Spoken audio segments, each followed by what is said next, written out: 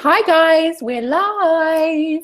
Hello. Hello, we're live. I'm here with Megan. We've got people already in the room. Yay. Hi guys. First of all, we just had a little technical thing with some sound. So if you guys can hear us, Megan, say hello again. Hello.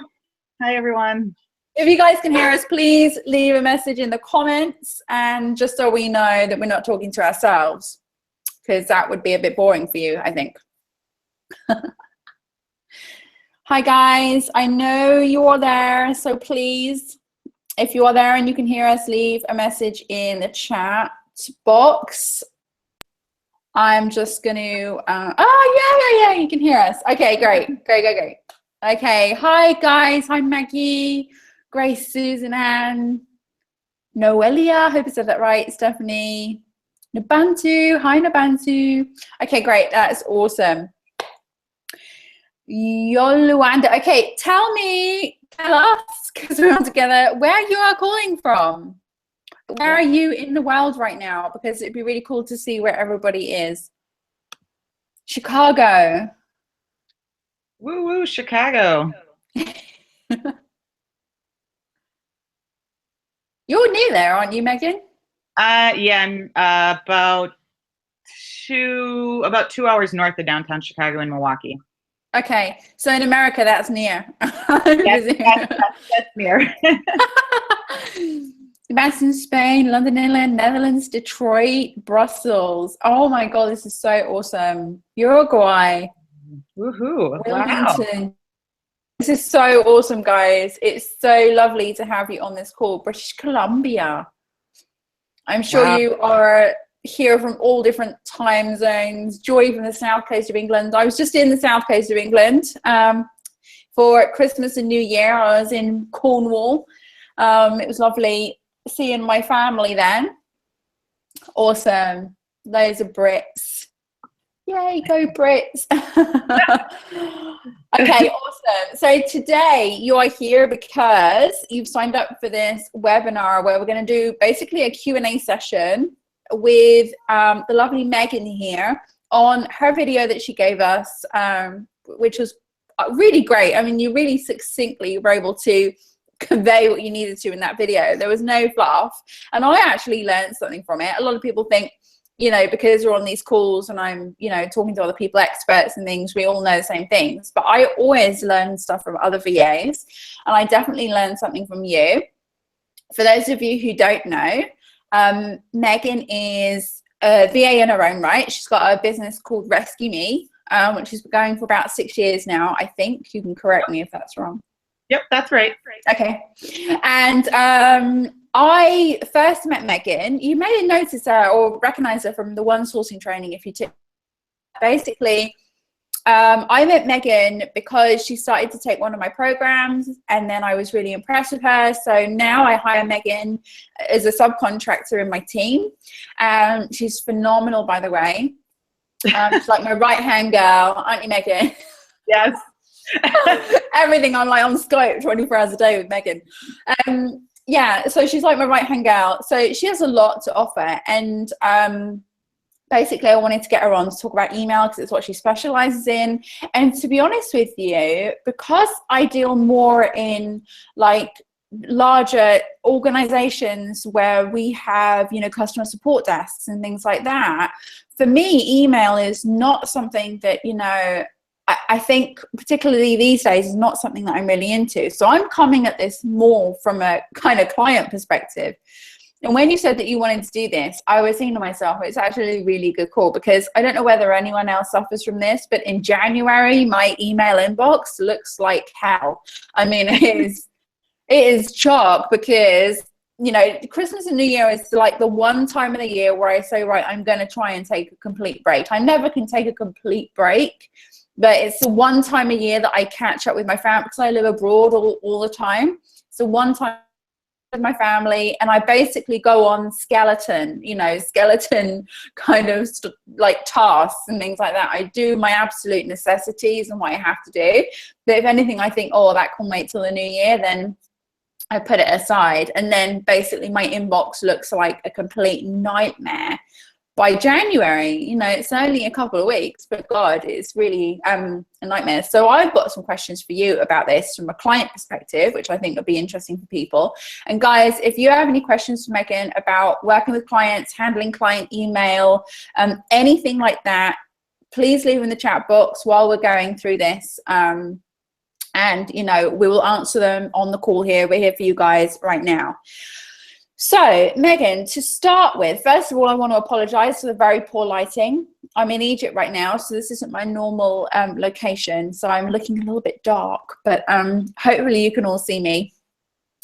So, Megan, to get started, can we just recap on the training that you did? There's a couple of things in there that I thought were really, really valuable. So I don't know if everybody, we had a few last minute sign-ups, so I know that there are going to be people here that haven't watched that video yet.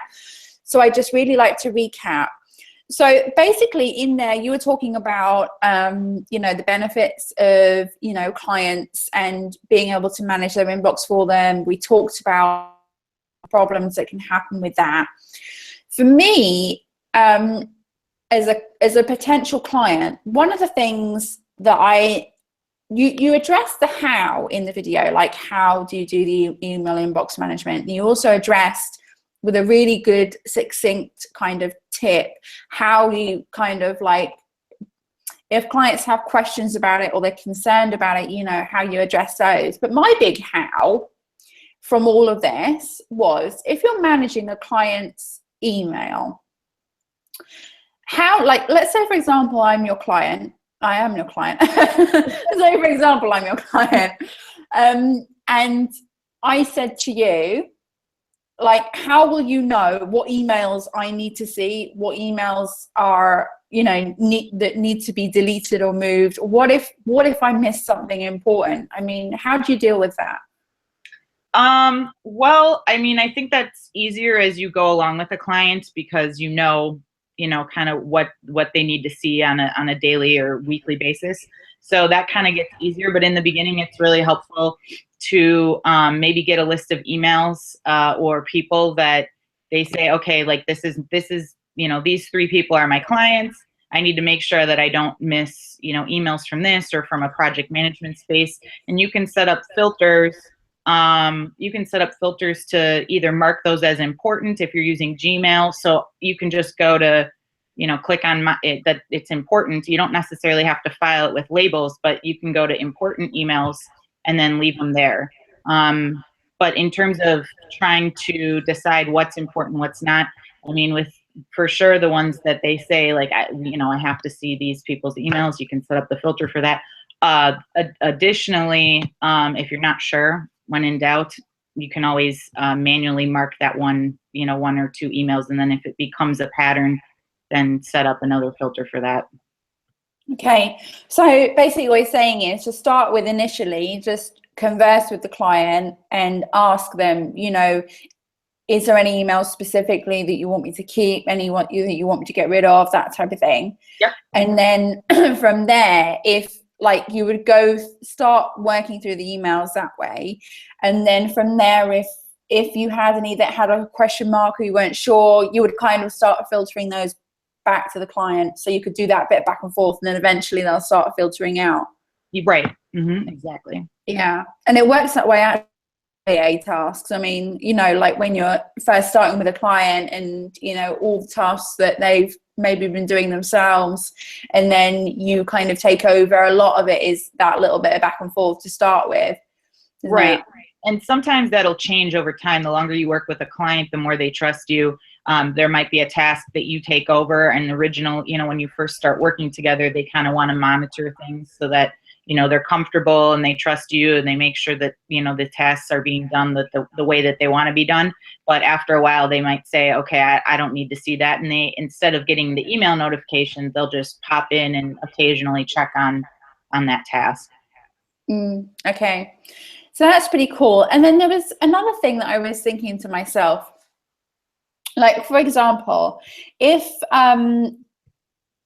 you know, you use all these tools and things, you talk about tools, you actually have a course. I'm going to put this up right now. Megan has a course on basically how to become an email rock star and do all this for clients. So I'm going to load that in there right now. And you have a course that goes through, and you share a lot of tools and things like that on that course.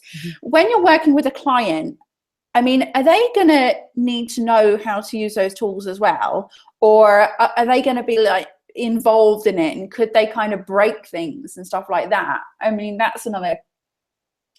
The tools themselves that I go through are more of managing it on your own. So there really shouldn't be a lot of client involvement.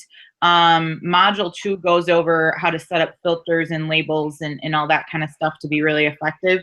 And that would be maybe an instance where the client might be involved. But those are module 1 and 2 really go through how to kind of set yourself up for success and get things manageable right in the very beginning. And then modules 3 through 5 kind of talk about the tools that will help kind of more on a day-to-day basis once you kind of get that initial thing under control. So in terms of clients getting involved with the tools are really set up for yourself, even if you're doing this, you know, not even for a client, for yourself, or if you're doing it for a client, they're really not going to have much involvement in some of that stuff. So they couldn't kind of go in there and. Yeah, they can't really mess anything up. I mean, and anything that they would be involved in could be fixable, very easy. So it's not like, you know, you gotta start all over. If they delete all your labels, then sure. But I think if you say don't delete this stuff, then hopefully they don't delete it. But okay, it's not like a one click, everything's gone No. and irretrievable type thing. No. Okay. Oh, that would be terrible. And you also mentioned in your video about potentially starting a new email inbox if their initial one, like, for example, why would you start a new email inbox? Would it be because like the initial one is just so bad that you couldn't ever, you know, cope with it or, you know, rectify it? Or would it be because, you know, they weren't happy or comfortable with you going into their original one? I mean, what kind of circumstances would you need that new email for? Well, yes, if it's really, really bad, sometimes you want to set up a new one and just start fresh. But oftentimes when you do set up a new email, it's really more of, I don't even want to say trusting the VA, but there might be personal confidential information. Sometimes clients will have business information and personal information, so they might not want to have you see maybe their credit card notifications coming in or whatever. So you can set up an alias email or a forwarding email or something and set up labels so anything related to the business could come into that new email inbox. So you're really capturing just what the VA needs to cover. And, you know, again, it could go back to you build up trust with the client and now they're not really worried about it. That does happen. I'd say when you start a new email, many times you just end up sticking with it because to reverse the whole process can be a little more complicated. But the setting up a new email and forwarding emails to that new email inbox is a really great workaround if they don't want you logging in directly into their email. Okay, so let's say, for example, I absolutely don't want you to go inside my personal email. Obviously, that's going to be difficult to set up all those filters and things like that. So I'm guessing that the only solution at that point is to have the client just forward emails in that they want you to deal with. I mean, if they say you can't go in my inbox, I am not letting you in there to start with, we'll just set up a new email and start again. And then I guess you would people would change all the business emails, you know, to the new one. But if they absolutely didn't want you going in their original one, they would just have to forward the emails, right? Right. They could forward the emails, and then after you kind of get a rhythm down or you see that there's a common theme with certain emails, then you could set up a filter where it automatically forwards to theirs, so it's not such a manual process with the client. Okay. So there's one thing I want to share with you, which I'm going to let you talk about this, is the method of handling objections. The sort of acknowledging it, you know, the feel part tell us about that a little bit, because that's really cool. Oh, thanks. Well, I think the feel, felt, found method is really, you're empathizing. I felt that same way too, or I've had other clients that felt that same way too. And then, well, you can say feel. It's the feel, felt, found method. So you just kind of have to, the feel and the felt is getting them to a point where they relate. This isn't a first time thing. This has come up before with other people. They're not the only ones that are concerned about this. And then, you give an example of how, how that wasn't actually an issue. I don't know really how to elaborate on that much more, because I try to like keep it pretty simple. The more you complicate something like that, the more, you might stumble talking to a client. But that's one thing that even in preparation, you might not get that objection when you first talk to a client. But if you can kind of prepare for that potential objection, you might have a couple notes on, okay, this client has this type of business, and they might have this type of information in their email or whatever. If you can kind of prepare for that, you'll be better prepared to apply this method when talking to them. So if I said to you, I really like this idea, Megan, but really, I've got a lot of personal emails in my inbox, and I really don't want that information being leaked anywhere or anything like that, and I don't want you to see what size of knickers I wear when I order them online or things. So what would you say to me in the feel, felt, found? Okay, well, I completely understand. I would probably feel the same way too. I don't know if anyone wants to know my sizes either on my clothes, but and I've run into this before where people are a little hesitant about, maybe seeing financial information and that kind of personal stuff. But what I found is after a period of time, that really becomes something that's not a concern, and they end up actually being relieved that they don't even really have to worry about seeing those emails in their inbox on a daily basis, but they can go and check those later. And when we set things up, we can set up a filter, and I can just not check that folder. That could be a folder just for you. So even if my knickers folder. yes, a personal folder, and you could say, oh, well, you could still check that folder, but with everything else coming in, I would really have to go out of my way to go in that folder instead of just logging in and seeing your immediate emails in your inbox.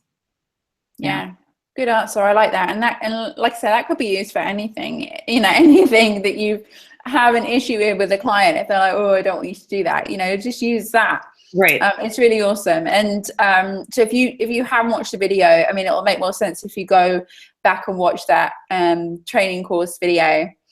But yeah, that was really cool. So before we move on to questions, I just want to say one thing, which I think is really, really important here. I get so many emails from VAs saying, I don't really have any skills. I don't know what to do. I really want to become a VA, but I don't know where to start. And they think they have to take loads of training and get loads of qualifications and things like that. And then they're like, I just want something that I can do,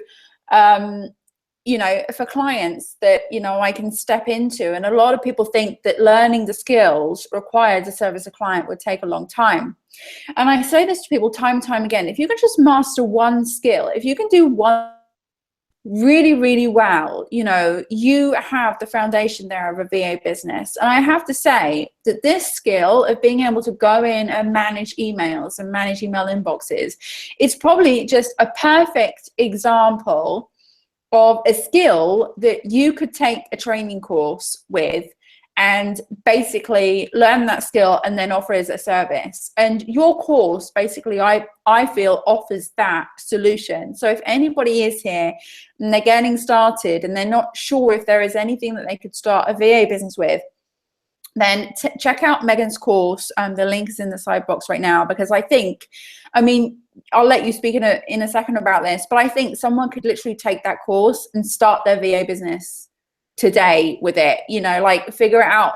What would you say if somebody was going to say, right, I'm at zero right now, I don't have any skills that are transferable online, but I really want to become a VA? How would you you know, say to people about taking your course and where to take it from there, the next steps?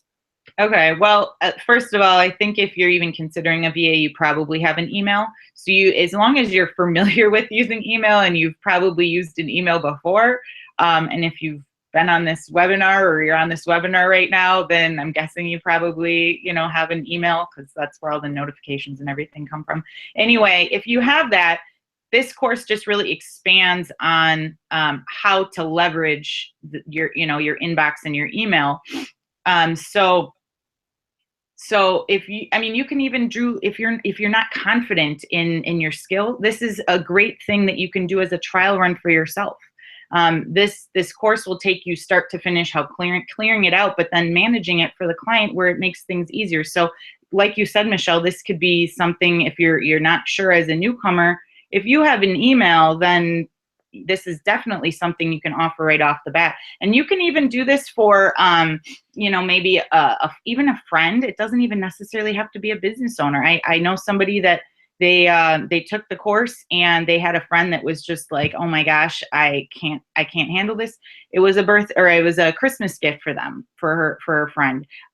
So that's a nice trial run if you're not confident quite yet to pursue a client.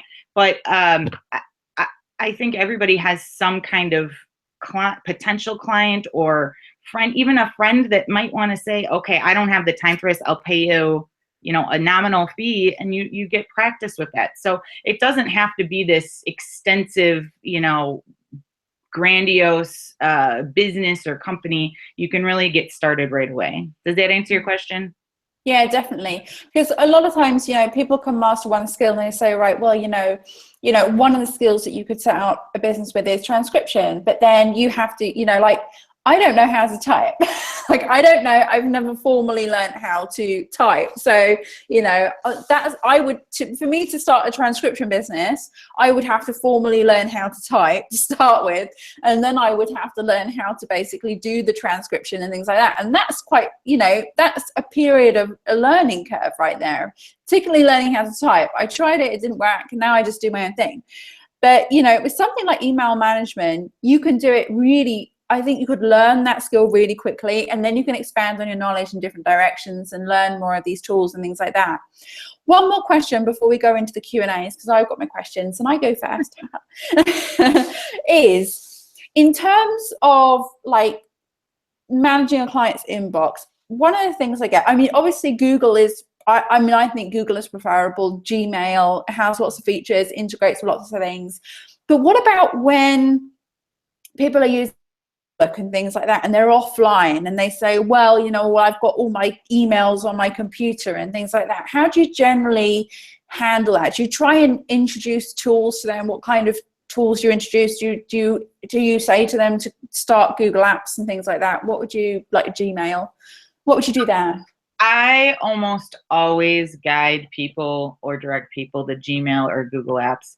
It just is, to me, the most effective system, and any types of plugins or extra tools, more often than not, will integrate with Gmail before any other email platform that I've come across. There's other email platforms, they have labels, they have things like that. I'm not saying that it's impossible to do that, but certain tools that will make the email management more effective will work better in Gmail or Google Apps. Now, in terms of transitioning somebody, again, that can go back to email forwarding. And if they're like, oh, okay, it's all on Outlook or Yahoo or whatever, you can set up an email forward and try to encourage them to just log into Gmail instead, and all the emails can come right in there, and you can kind of start fresh. And it's not fresh right off the bat, but you can kind of start fresh that way. You couldn't really do much with previous emails. I think they do have an option to import old emails from an old email system into Gmail. I'm pretty sure they do. But even if not, you can kind of go through that old stuff and start fresh. Honestly, when I start working with clients on email management, if they have something outside of Gmail, whatever's in there has probably been sitting for a while. So it's probably not that important. That's a really good point. If it's been sitting for, if it's been sitting for 3-4 weeks, it's not that important. You know, you can still go back to that email if you really want to see, you know, the sale that's expired or the sale that's expired. But I'm so guilty of that, you know, yeah. because I sometimes leave emails in there thinking, oh, I really want to read that, and then it's still there 4 weeks later, and obviously I didn't really want to read that. Right. So that's a really good point, because I always think to myself, you know, I mean, it doesn't happen so much these days, but certainly in the past, when I started back in 2005, and, you know, I was progressing into Google Apps and Gmail, and everyone else was still in Outlook, and they were like, oh, I have to have Outlook, and it's all on my desktop and things like that. It's like, I think you have to do the feel, felt, found on the transition into Google Apps, I think, for sure. Gmail is always a firm favorite. Right. And, you know, the stuff that I teach in the course, I use in my personal email, because I'm no different than everybody else. I get, you know, specials for, you know, discounts for stores. I'm interested in this new tool. So I sign up for a trial, and then you get loads of emails and that kind of thing. So I try to set things up just the same way with my personal email, my business email, and the same setup for any clients. Because like I said, I mean, that some of these folders that, you know, that I go through in my training, I set it up knowing that, you know, you can go back and check those emails once a month, or, you know, once a week or whatever. But honestly, you know, you just, I would say usually it just doesn't get checked. So going to a new email, it's usually a non-issue. Anything that's urgent, they've already read, they've archived, they've deleted, you know, anything like that. If it's sitting there, that's probably not important. And I think, again, it's good to point out that if the client is so stuck on, you know, using a service that doesn't integrate well with what you're doing, then probably they're not the best fit as a client for you. Yep, exactly. So there's another thing I wanted to say that's really cool, just for those who haven't watched the video. I know I keep saying there's one more thing as well. That you mentioned a tool called Boomerang, which I thought was really good. So this tool is basically allows you to see if somebody opened an email, when it was opened, what IP address or the location of where they opened it. Is that something that just integrates with Gmail, or does that integrate with other things as well? I think at this point it only integrates with Gmail. Boomerang is actually something a little bit different. Boomerang helps you schedule emails. So if you decide you want to reply to a client at, you know, 11 o'clock at night, but your business hours are from, you know, X to X, and you want to help set those boundaries, you can use that, schedule the email to go out that next morning or something, so you can just take care of it right away. HubSpot has they changed the name of it a little bit, but it's like HubSpot, not Tracker. I talk about it in my course, CRM or one of those tools, and I have a link for it in my course. Anyway, it'll literally tell me, and I don't have to track all my emails either. There's an option that you can track some or all or whatever, but it'll tell me it was opened on a mobile device, it was opened on a desktop, it was opened in, you know, this location. So it's kind of nice too, if I have clients that are traveling, I'll know what time zone they're in, even though they haven't told me. So that's a little bit easier to kind of manage and communicate with them. If you know, they went from, you know, New York, and they had to go to the UK for a business trip or something, I'll know when it's easier to reach them. And awesome. It's because I know that they actually saw the email. I know, that's so sneaky. Because I do it myself. I'm like, oh my God, has anybody got this thing now on their email? Because I open emails and think, oh, I'll get to that later, you know, and they're like, no, they might hear from me 4 or 5 days later, and I'm like, I just opened your email. That's awful for me to say that, isn't it? Okay, so I mean, I'm talking about friends and family here, not business. You know, it's like, you know, my mum emails me, and I open it and say, oh, I just got it, Mum. It's been like, you know, 4 weeks. Okay, so I'm going to move on. Okay, we had a couple of questions on your training video, and then I'm going to move into questions from you guys in the chat room. So we are coming to you, but there are a couple of questions I want to prioritize. The first one is, She said, thank you very much for the additional knowledge. It is always useful to participate in your webinars. My question is, a client is expecting that a VA will monitor his email at certain times of day so that emails are filed to pre-described folders and everything is in order. As well as he gets informed about urgent emails, how to handle a request for a specific timing to manage clients' emails, because many things pop up during the day and you can't check it just in the morning or the evening. That's a really good question. I mean, from my perspective, I wouldn't sit there, you know, monitoring someone's email inbox 24 hours a day in case they had something urgent. I mean, for me, I have a 24-hour policy that we will always check the emails and go through all the emails within 24 hours for certain, but it's oftentimes sooner. But that's pretty much what I'm able to commit to, or what I feel comfortable committing to.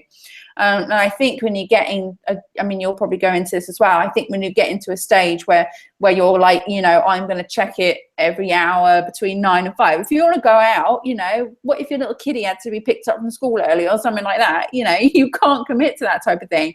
So from my perspective, I would say that you shouldn't commit to that. But I mean, Megan, do you have anything, you know, that you can add that would help solve? So there's obviously a couple different things I can address here. So I'll start with the specific timing. Me personally, just like with you, Michelle, I will not commit to doing certain times throughout the day. If a client wants that, then they're just not the right fit for my business. It limits my flexibility, which is really the whole point of why I became a VA to begin with. So if they want, I would check, you know, maybe once in the morning, once in the evening, but I usually don't commit to that. It's more like, you know, going above and beyond their expectations. If I set their expectations to once a day and I'm able to go in there twice a day, they're thrilled. If it's a really busy day and I can only check it once, then, you know, those expectations are still met. In terms of having certain emails go into pre-described folders, you can work around that with filters. So if they go in at any point in time, those emails will be already in those folders. And so they can go in and check, you know, whatever folders that they have said that they want you to put them in. So actually that will limit the amount of time, and you don't even have to tell them. It's a sneaky way around it. They'll just think, you know, you're a wizard, and every few minutes you're just putting stuff in there. So I would recommend using filters and filters for that to get them in those pre-described folders. And, you know, folders and filters are available on most email platforms. It's not just Gmail. So if that client's not using Gmail, you can still work around that. And then in terms of urgent emails, I kind of touched on this before. There's a few different ways you can go about it. You can start marking and setting up filters for certain people or emails to go into an important, they have a flag for important. So if that client is really concerned, they can go into that important email. As far as I'm concerned, they can go in that folder and they can check it once an hour, and those emails will already be in there. And then anything outside of those parameters, you can put in there. Another way around it too, and I mean, it's just a personal preference, you can set up an app on your mobile device. And so even if you're not home or in front of your laptop, you can, file that email into the folder. Like I said, I wouldn't personally do that. That kind of invades my personal time. But if that's something you really want to do for a client, that would be another way around it if you're on the go. Okay, cool. Good. Now we've got one from Helen. She says, my question is, how do you communicate with your client each day regarding the emails delivered and managed for that day? I previously had a client who had his own form for logging daily emails, and this is what I would send to him. Do you have a daily log form that allows your client to see their emails at a glance? So no, and the reason I say no is because to me that completely defeats the purpose of managing their email. if they're hiring you to manage their email, they don't want to see all their emails at a glance. So if they want to see that, then, you know, again, this isn't really their end goal or their end objective. However, for important emails or emails that I know they want to see on a daily basis, there's a tool that I cover in my course where you can go in there, and then that client every day only has to go inside this specific tool. You can leave notes for them. So you can say, I didn't, you know, I wasn't sure moving forward, do you want to see this email, these emails, or hey, this client came, you know, sent a message through and maybe it's related to a task, and you can say, you know, did you want me to take care of this? I can put together, you know, this spreadsheet or this Word doc or whatever that the client wants. So you can go back and forth, leave notes, and set due dates. So you can kind of set it up in a way where it's a task, and set up reminders. So whether it's to you or to the client, you can set up reminders to go to emails. I really liked your tip in the video that you did about, you know, turning emails into tasks. I thought that was brilliant. And I thought that is a really an excellent way of managing an inbox. So you can just, you know, forget the email and turn it into a task, providing it's, you know, task worthy. Right. So I'm going to go into the room now. And just so everyone knows, like, all of these tools that Megan's mentioning and things like that, they're all inside her course, and it's only $30. She's doing on a special deal for you right now. So bucks. I sounded American then, didn't I? $30. $30. And $30. And so, I mean, to me, that's an incredible investment, particularly if you want to just be able to manage your own email a lot more. I'm telling you, I'm going to buy it. So I'm going to go to, here we are. I'm going to start questions from you guys. So if you do have any questions, you know, this is a bit where we go through those. So leave them in the comments box. So Tammy has a question. Does inbox zero include moving unread mail to folders? Yes, you have the option to move unread emails to folders if you want. That usually will end up happening with filters. So when you set up a bunch of folders, you might set one up for, you know, XYZ store. And again, it could be one of those things where you really want to read it, you don't want to delete it, and you can come to it later. So it may not be that important to you, and you know, you don't have to read it to put it in a folder. You can if you want. That's up to you, but it's an option. Okay, Tammy, I hope that helped. Grace, I really feel for you, Grace, because I know somebody who did this as well. I have a client who marks everything as important. How do I handle the client like this? Everything. So what I would say, and I've had this before, what I would say is without sounding confrontational, you can ask, maybe set up a time to talk with the client and say, okay, so how often, and they won't even usually know what you're getting at, how often do you check this email that comes in? How often do you check this email? How often do you read this email from these people? And so when you start to ask them questions, you're sounding helpful. You're not sounding like you're, you know, trying to say, well, no, that's not important. So if you're asking those questions and they start saying, well, I check it, you know, every couple weeks, well, then you can say, well, I can put it in a folder and you can still read it in a couple weeks. And then that way the inbox doesn't have, you know, 3,000 emails when you come in tomorrow. And, you know, and you can say, if they're hesitant, you can say, well, why don't we just try it out? Why don't we try it out and see how you like it? Because if you're concerned about, we can always delete out that filter, and we can change all those emails to go back to your inbox. So if you prefer it that way, we can always reverse it, but why don't we just try it out and see how you like it? And usually they end up sticking with that. I also think, I mean, it might be a good exercise with a client, but to kind of put them, like, if everything isn't important, to kind of put them in order of importance. You know, what would you consider, if you were to put these in order right now of, like, they're all important, but what's the order of importance? What would you say is the most important? And then start going down. And then at the bottom of the list, you could say, well, do you really need to mark this one as important because it's right at the bottom of the list here? Something like that. Right. Yeah, you can start that way. Make a list, and then as you go down, you can say, do you check this email on a, look for these emails on a daily basis? Oh, you don't? Okay, so why don't we try it out putting it in this folder? Do you really need to see it? Because if you're not seeing it on a daily basis, um, then yeah, you could probably hold off on that. Like I said, nothing's permanent unless you delete something. So if you're setting up a folder and a client decides they don't want that, you can change the folder. You can put everything back in an inbox, even if it's, 6 months old. Nothing's permanent. So. Okay, cool. So I hope that helped, Grace. Stephanie says, I had this client, I was managing his inbox for him and flagged the most important emails for him and put them into a to-do list tool, but he still ignored to answer them as he was so busy. How would you handle such a situation? That's a great question, Stephanie.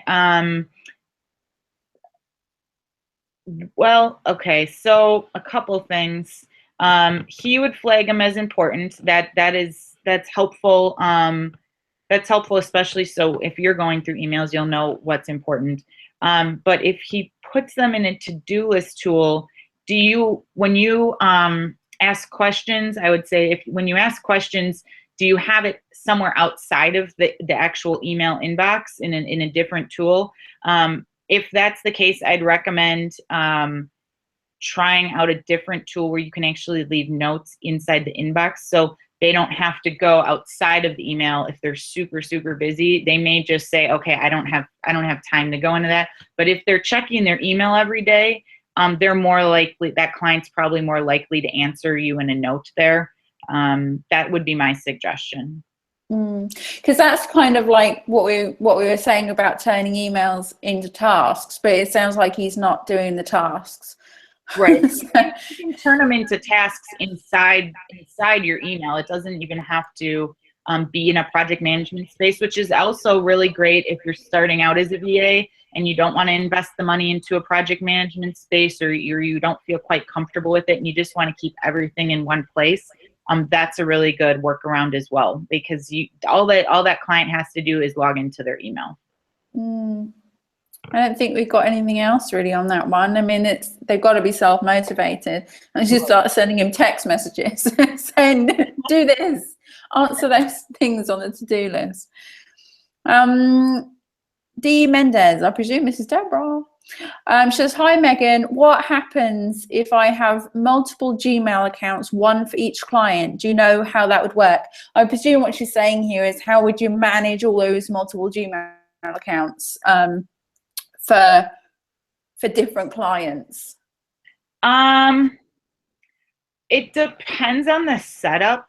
If you're the only one going into the Gmail account and it's more like, for example, I'll have a client with, their company name at Rescue Me, and sometimes I'll rescuemeassistance.com, and sometimes I'll have those emails for certain systems come into my email inbox because I know they don't have to see it and they don't want to have, their email get clogged up with, this tool that I signed them up for, and they're getting these emails weekly. But it might be helpful for me for servicing the client. I would filter all of those emails, all those alias emails into one email account, or if it's not an alias email, you can set it up as a forward. Then you have one email account to manage. If you have multiple clients and you're managing an email inbox for each of those clients, unfortunately, I don't really see a workaround because you're going to have to manage each of them individually. That's kind of. You can now on your mobile device and things like that, you can manage. I mean, it gives you the option to manage multiple Gmail accounts and things like that. Yes. But, you're obviously going to have to keep going into each one, to be able to manage those. Right. And depending on the tools you use, some tools that you might integrate from my course that are helpful, those tools won't show up on your Gmail app that's on your phone or something. So it depends. Again, it depends on the setup, depends on the client. Without knowing a little more information, it's hard to really give you an answer. But if it's all separate, it's going to have to be managed all separately. It sounds like as well you give a lot of tools and things like that in your course, but then it's about tailoring that, like thinking to yourself, looking at the client and think, right, what do I need from this to manage this client? Right. Mm-hmm. Yeah, it's really more of a, hey, there's this tool out there, but how do I step by step set that up for a client? And so it's really a click and type or click and go or whatever you want to call it, but Okay. by numbers. Okay, so Tammy says, this may be a stupid question. There are no stupid questions, Tammy. But for myself and my clients, I have, say, 6 email addresses, and then each of these has 4 tabs that I need to go through. This kind of drives me crazy. Is there any other way to organize these? So 6 email addresses, and then each has 4 tabs. Tabs there, Tammy. So I'm guessing, Tammy, what you mean is there's 6 different Gmail accounts, because I know in Gmail you can set up different tabs for, like, social media, promotion, that kind of thing. So I'm guessing that's what you mean by the 4 different tabs. I don't use tabs because it doesn't really help me organize all that well. So I would say go back to setting up filters and folders. And ignore the tabs. The tabs are just, it can be too hard to go through. And sometimes the emails will, because a lot of those tabs will be automatically filtered by Gmail. And so sometimes things get filed in the wrong place and then you miss an email. It's so much easier to just check your inbox and go through the folders because you know exactly what you're looking for. I don't use tabs either. I have Gmail and tabs drive me crazy, so I don't use them either. Okay, so don't know if I'm going to say this right. Paola. Sorry if I got that wrong. She says, this is when we were going back talking about Gmail and Outlook. She said, you prefer Gmail to Outlook. She feels the same way about Outlook because she used it at work. I changed from back in 2009. I haven't touched a Windows computer since. So for me, yes, everything has been cloud-based since then. I'm a Mac girl, but I don't even use Apple Mail. I just use Gmail. So yeah, I prefer Gmail to Outlook. For sure, I would never go back. It's just, Gmail does everything that I need it to do. And I find it works really well with clients because obviously being a VA, you're in the cloud, you want your clients in the cloud as well. So from my perspective, I prefer Gmail to Outlook. Megan, what do you prefer? I definitely prefer Gmail to Outlook. Aside from just managing the emails, there's other tools that integrate with Gmail to help manage it so much better. Google Drive, if I'm sharing files with clients on email, I can easily pull something from Google Drive and attach it to the email instead of, taking it from my computer, uploading, all that stuff. So especially if there's files there that you share on a regular basis, or you just want to give them a link, that tends to work a little bit better. I absolutely love Gmail. Me too. Tammy said we were right about the tabs, so it was tabs. So yeah, get rid of the tabs, Tammy. I tried them when they first came out, and it was awful. And my email and things like that. So no more tabs. Melanie says, what kind of emails do you recommend keeping? You can elaborate on this, Melanie, if you want to, but I'm guessing you mean what kind of emails do you recommend keeping to show the client or in the client's inbox? Is there a general rule to this, Megan? No, that's really a customized thing. It's really a preference.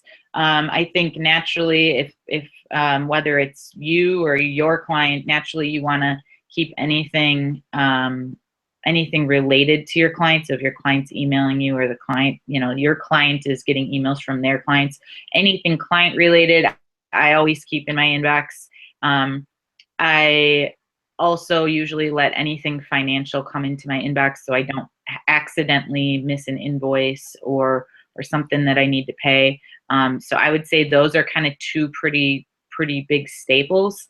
Outside of that, it's really a personal preference. So it's hard to really answer that question with you know, really it's hard to give a definitive answer to that. It's really up to you. Okay. Before we just recap on your course, we've got one more question from Garcia. She says, oh, we've got another question, so I'll just come in. So we'll do those both. Can the task be given to the client as a reminder in their calendar? That's a good idea. Can the task be given to the client as a reminder in their calendar? Yes. I would say, I mean, you can either set this up manually, where you can actually take the URL of, if it's in Gmail, you can actually take the URL of the specific email, and you can put that into a calendar reminder or a calendar, a slot on their calendar. If it's just one slot and there's multiple emails, you can put, you know, multiple links, so they can go to, as long as they're logged into their email, if they click on that link, it should go, if they click on the link on their calendar, it should automatically go to that specific email. There is, as part of one of the tools I go over, there is a way to set up reminders, but it does not go into your calendar. Actually, we were talking about something similar the other day. I mean, it wasn't to do with email management, but you had a client who wanted to do, I think it was you, it was you, who follow-ups on LinkedIn, and then they wanted to send follow-up messages and things like that. Idea that, you know, put it in a Google Calendar, and then, you know, set the calendar schedule to go out on autopilot in the morning at 5 a.m. in the morning, and then your client would have those. But again, it's just relying on the client to actually follow through and do it, isn't it? Right. Yep. And if you can't do it on autopilot, something like that on autopilot, you could set it up on autopilot, but then edit it with links to certain LinkedIn profiles. If they say, okay, I just want to check like 4 or 5 a day, you can put, you know, hey, it's been a week since you touched base with these people, and you can put it in the notes. But same thing with the email. I would do something like that. Cool. And then Nikki's final question, it's not really about email, but it's, could you do a webinar about clouds and managing them? So I presume you mean cloud storage, cloud emails, cloud filing, that type of thing. And yeah, definitely, I think that would be a really good one, a really good webinar to do. So yeah, so Megan, thank you so much for sharing all this valuable information. To quickly recap, can you just tell us, walk us through your program and tell us about the offer that you've got and when it ends and things like that, so people are really, really clear on how long this offer how long this offer is available for and what's included in it. Sure. So the course has 5 modules. I wanted to keep it really short and sweet. You know, there's so much information out there, and there's tons of tools, but these 5 I felt were the most important. The first module goes over sorting the junk and getting all the junk and you know, anything you want to unsubscribe to, getting all of that out very, very quickly. Then after that, I go through how to organize emails, use labels and filters, and really customize that for yourself, for the client. Then prioritizing emails. So, you know, we were talking about, hey, talk with the client, make a list of priorities, what's important, what's less important, go through that list. That will help you with prioritizing emails on a daily basis of what they need to see and what they don't need to see on more of an ad hoc basis. Then module 4 will cover sending replies. I kind of touched on this also, where you can actually schedule a time to send a reply, and that can also be, you know, whether it's for you sending a reply to a client, it can also be you replying for your client on behalf of that client to somebody else. So that's a very, very helpful thing for me, especially because I really like to set boundaries. As soon as you don't set boundaries and expectations, things start going off the rails, and it's no fun to have to address. And then module 5 will go into tracking emails. So we talked about that as well. You'll know if a client got an email, what time they got it, not just that they got it, but that they opened it, where they were, what kind of device they were on. So that can also be very helpful. I do have MP3 audios for all of the presentations. I also am going to have ongoing updates because, of course, as things go on, there's going to be new tools. And so I want to actually, you know, just like you with your programs, I want to make sure it's fresh and new and not outdated. So it's the most helpful. If you guys have any questions, I have a support desk, so you can send me a message and ask anything you'd like. And I am offering a special price of $30. It's normally $49, so I'm offering a special price of $30 for everyone. And it's just through VMF. So you can buy it for $30, and I'm going to have that special open until the end of the month, January 31st. For everyone that buys the program, I'm going to put everyone's name into a raffle, and I'm going to give one person the course for free. So if you are interested, make sure you get it, because you might end up getting it for free. Awesome. So I'm just going to write in the chat box here the link, because I know some people here haven't seen the video, so the link to the video where you can also get that offer as well. So there's a button inside the chat box, probably around the bottom somewhere, that you can click on that will take you straight to Megan's course if you want to jump on board on that one. And for anyone who missed the video as well, you can get it on this link that I'm posting inside the chat box. And just for everybody, when does your offer expire? What date, time? January 31st at midnight Central Standard Time, so Chicago time. Okay. Susan posted to say that she used your program and she had fabulous results with a client. I remember she told me about this as well. She was like really excited about it because I just took Megan's course. She said I was able to clear this client's email in 30 minutes, and they were just like gobsmacked, catching flies. So that was really good. Silvana says, I'm so late, it's early here, just finished watching your video and missed a class. Is there a way we can still ask questions? No, unless Megan, you want to, do you want to take a question from Silvana quickly while we're here? Sure, that's fine. Okay, Silvana, Megan has kindly said that she will answer your question if you have them, but there is a replay. Basically, you'll get emailed the replay straight after, in about 3 or 4 hours after this webinar is finished. And if you are a member of my passport, you will get the replay inside there, which is going to be there for about a month. And if you are a member of my apprentice, you will have this class inside the apprentice forever and ever and ever. Garcia said it's been a fantastic webinar. Thanks. Garcia just signed up for your course, so she's going to have a beautiful looking inbox in about 30 minutes. Okay, Silvana, we're holding on just a couple more minutes for you if you do have a question. Megan, is there anything else that you wanted to add while you were here? Anything? Can people contact you directly if they've got any questions about the course? Yes, definitely. If you have any questions, I'll put in the chat box, I'll put in the email you can reach me. You can also reach me via my website through the contact page, but okay, so I just put in my email. Shoot me an email if you have any questions whatsoever. I'm happy to try to help and guide you. Okay, Silvana was able to post her question. She said, was the video I just watched meant to apply to Google Mail, or is it for other platforms? Does it apply to other platforms other than just Gmail? Yes, not all of the modules do, because some of the tools that I go over only integrate with Gmail.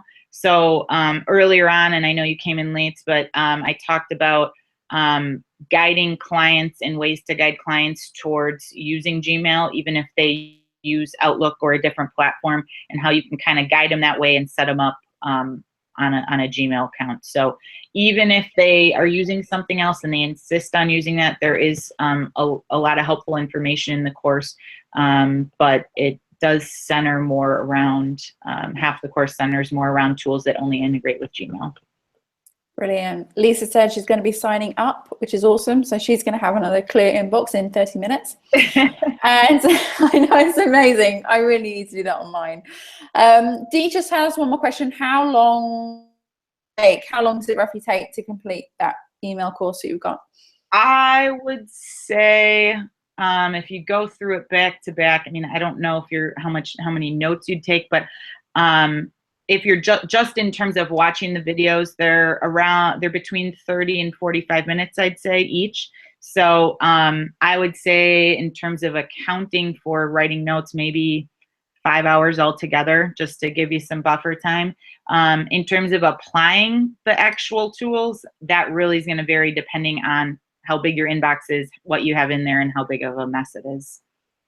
Definitely. And if you're doing this to clients, again, I mean, this is a course that I can honestly say, you know, if you don't have VA skills, or you're really struggling with like, what can I do as a VA to get started, this really, I think, is perfect and ideal. It's a great platform to springboard from. Nikki said, my very first webinar with you both has been great. I'll definitely be keeping an eye out for other chats. Definitely, we do them usually every month. Sometimes we don't always do them in this format. Sometimes it's just me on my own, but they're far more interesting with other people. Okay, so Paola, hopefully I said the right, is going to look out for another email. So thank you so much, guys. It's been really you for joining us and sharing your wisdom on emails. You're welcome. Thank you for having me. Okay, so guys, go and get that course. It is super amazing. It's $30. I can't believe how cheap it is. And I hope that you take those skills and really apply them in your own inbox with your clients. And hopefully it's going to save you a bunch of hours, which we all want to do, not just clients, but VAs too. So thanks, guys. And we'll see you all in the next webinar. Bye-bye. Bye.